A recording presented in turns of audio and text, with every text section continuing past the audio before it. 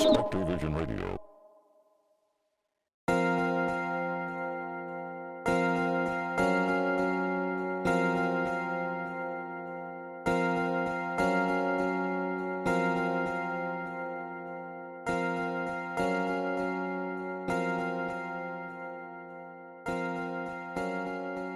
You can run away from something, whether it be a person, a memory, an impulse, for so long that you just about forget it exists at all.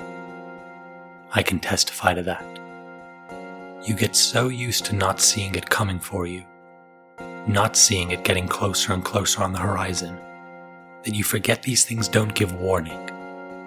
These things return when you least expect, pouncing out from the shadows, in the in-between moments. For me, it happened on a Sunday morning in October.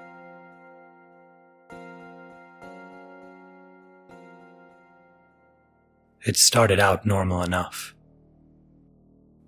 I was strolling back home after grabbing a coffee at my favorite breakfast spot.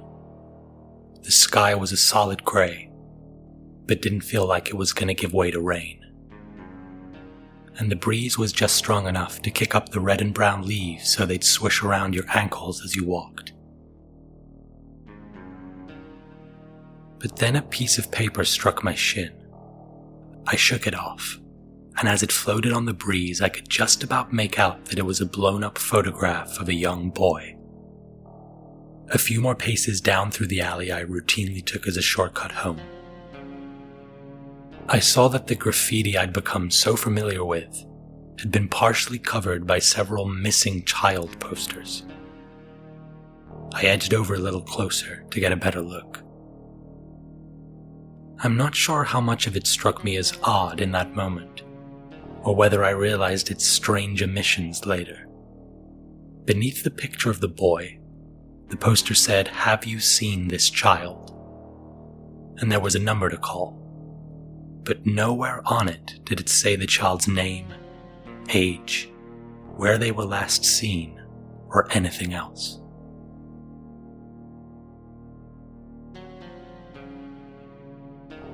I forgot about it, and made the rest of the short walk home.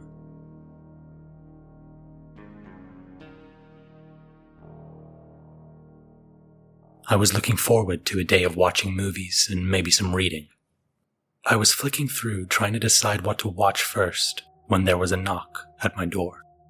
I went to see who it was, expecting a delivery of something I'd forgotten I'd ordered or some such.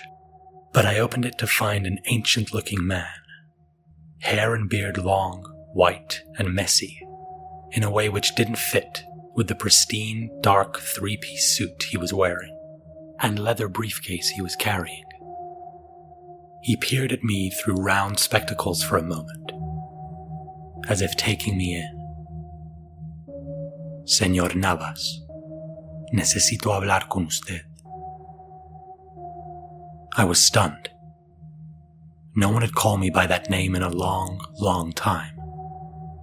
No one in this, my second stab at life, even knew I spoke Spanish. This stranger had turned up, out of the blue, to communicate with the ghost of who I used to be. A ghost I tried to submerge so deep that it would never have to be conjured forth again. I kicked back into gear, realizing I was just gawking at him with open-mouthed stupefaction. "I'm sorry, I don't understand you," I said, conscious the neighbors might be able to hear and not wanting to reveal anything that might pique their interest. Anything that would suggest I had secrets buried within. He sighed in a way which told me he had been expecting this, expecting the charade I was keeping up. "Por favor, señor Navas, necesito hablar con usted. Es increíblemente importante." I started to protest, again in English, telling him I didn't know any Mr. Navas, and would he please go away. But he stopped me mid-sentence with just 2 words. "Ricardo Morgan." I froze, every one of my millions of fibers stiffening. His expression shifted. He knew he had my attention now. Realizing I was going to have to deal with this, I ushered him in off the street. He didn't seem the least bit interested in my home, and instead walked straight over to the armchair and delicately placed himself down into it. I dutifully sat on the couch opposite. "What is this?" I asked. I spoke in Spanish. The words felt strange, like stones rolling around inside my mouth, like my tongue needed to get used to feeling its way around those shapes again. The old man didn't reply. "You said this is about Ricardo Morgan," I said. Again, more words like stones. I hadn't spoken that name in 12 years. I guess it's one thing to think something, another to say it out loud. It makes everything attached to the words real somehow, and I felt a wave of anxiety wash over me as my throat made those once feared, long ignored syllables once again.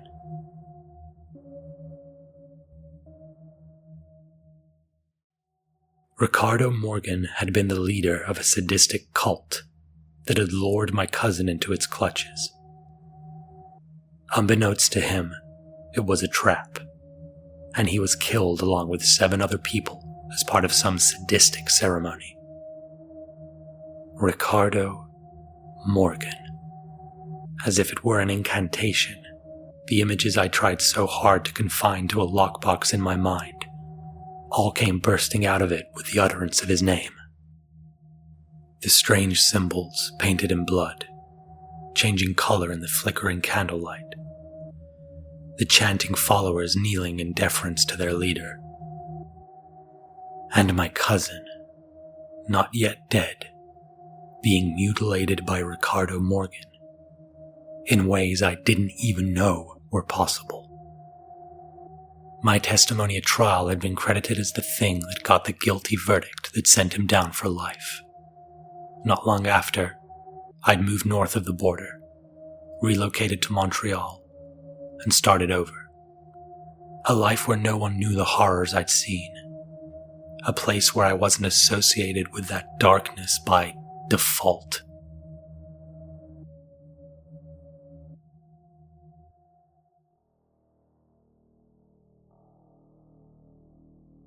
"You are in grave danger," said the strange old man in the 3-piece suit, snapping me away from my snowballing memories.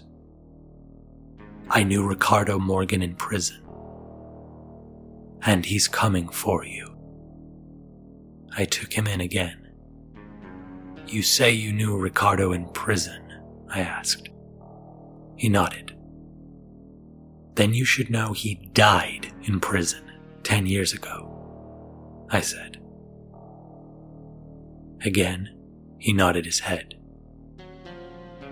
"That doesn't change the fact that he is coming for you," he replied. I managed to force a laugh, and some of the tension that had built up inside me dissipated. The guy was clearly unwell, talking nonsense.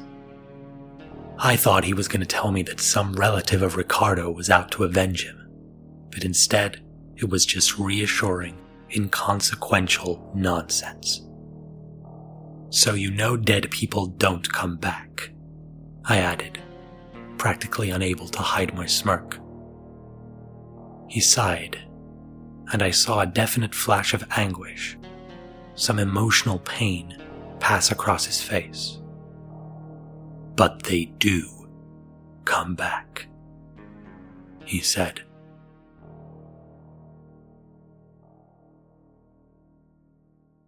I felt my nerves rise so they were on edge again. Why had I been stupid enough to let this stranger into my home? He was clearly delusional, and maybe even dangerous. I started to get up off the couch, started to tell him he should be leaving, but he didn't move a muscle.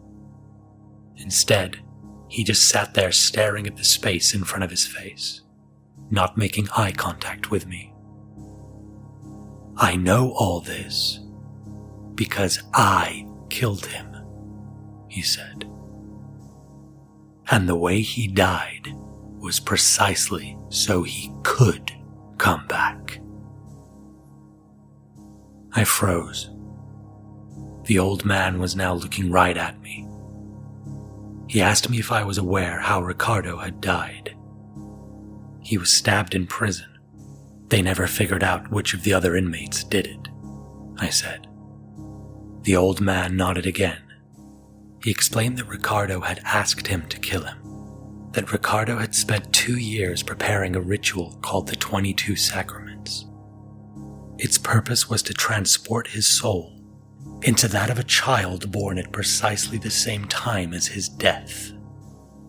The child doesn't realize it has another man's soul trapped inside it, but it will be driven to fulfill its stowaway's purpose. Ricardo's soul will remain within that child until its mission is complete. And in this case, that's to get revenge on me, I asked. Again, he nodded. So you're telling me there's a 10-year-old kid out there somewhere who's on a mission to kill me? I asked. This time, he shook his head. Not somewhere, Mr. Navas. He's here, in Montreal. He opened his briefcase and took out a manila folder and handed it to me. I opened it. It contained a photocopy of a birth certificate for Luke Fletcher. I recognized the date on it as the same date Ricardo Morgan had been killed.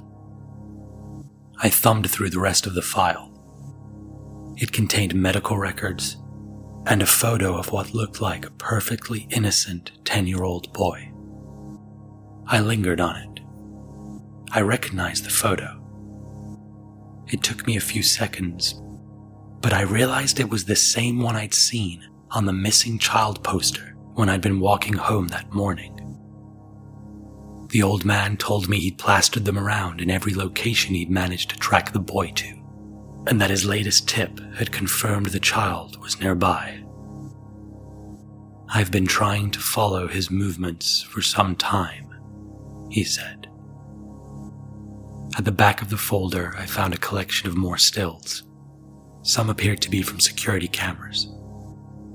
I flipped through them and realized they showed the child making a long journey, alone, all the way across North America to Montreal. How do you know that Ricardo Morgan is inside this kid? I asked. Because I saw him, and he recognized me, he replied. The weirdness of the conversation, of this bizarre dossier this stranger had compiled, was getting the better of me. My hands started to shake, so I set the folder down and tried to steady myself. I asked the old man why he was doing this. If he had indeed killed Ricardo Morgan as part of some sick, delusional way of helping his plan, why was he now trying to warn me? God told me long ago that I must right this wrong, he said. With that, he rose to his feet and locked eyes with me more intently than at any other moment since he'd been inside my home. I ask you do one thing. If you're not convinced, I'll leave you alone and face hell for my part in this, he said. I told myself I was agreeing just so I'd get the chance to prove that the doubt that resided within me was unfounded, that there was no way any of this nonsense was even possible. But really, deep down, I knew I was going along with it because I was scared that it might be. We drove in silence, apart from the old man's concise directions. I followed them mechanically, mind elsewhere. His strange descriptions of a soul stowed away within another seemed eerily relatable to me. I felt like I'd been reincarnated too, like the former me had been summoned from the almost dead, and I was now forced to carry it around inside a body that barely had enough room for the new me I'd worked so hard to nurture.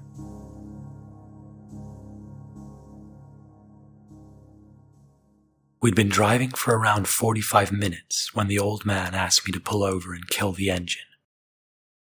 I complied and we sat in silence as I took in our surroundings. We were beside a railroad track flanked by dusty, grassless terrain on either side. On the other side of the tracks, down a slight slope, I could make out that there was a solitary blue tent beneath an overpass, pitched in a spot that otherwise had nothing to show for itself beside assorted garbage. I asked the old man what we were doing here. "Just wait," he said, eyes trained on the tent. After a couple more minutes of nothing, the old man leaned across me and hit the horn. "What are you doing?" I asked. "Just watch," he replied. Slowly, a boy shuffled out of the entrance flap of the tent. Even at a distance, I recognized it was Luke Fletcher from the old man's file, only thinner and more unkempt, hair matted and wild, skin and clothes smothered in dirt.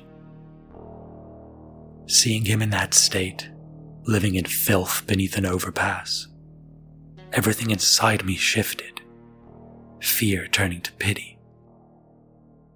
"We need to get that boy some help," I said. But the words had barely left my throat when the boy's face contorted, locking in a horrifying grimace. I saw his weight shift, and he launched into a sprint, coming right at us. He clambered over the train tracks and narrowed the distance between us at great speed. He was screaming by the time he reached the car, pummeling the window with his fists. Despite his size, his fury and its promise to rip me limb from limb filled me with a terrible dread I'd only ever felt once before. My reflex action was to put the car in drive and tear out of there. As I did, the boy ripped off one of the wing mirrors, climbed up onto the hood, and did his best to smash through the windshield. I put the car in reverse and jerked it backwards, the boy falling off the hood and hitting the dirt with a sickening thud. Fast as I could, I U-turned and tore away. As we started to make ground, I caught sight of him in the rearview mirror. With the dust the tires had kicked up floating around him, I saw that he was just standing there, staring us down as we drove away, face still locked in a horrible configuration, as that strange image of him got smaller and smaller. And as the ghost of Ricardo Morgan loomed larger and larger, the old man spoke. I knew what he said to be true. "We must kill this boy, Mr. Navas, before he kills you."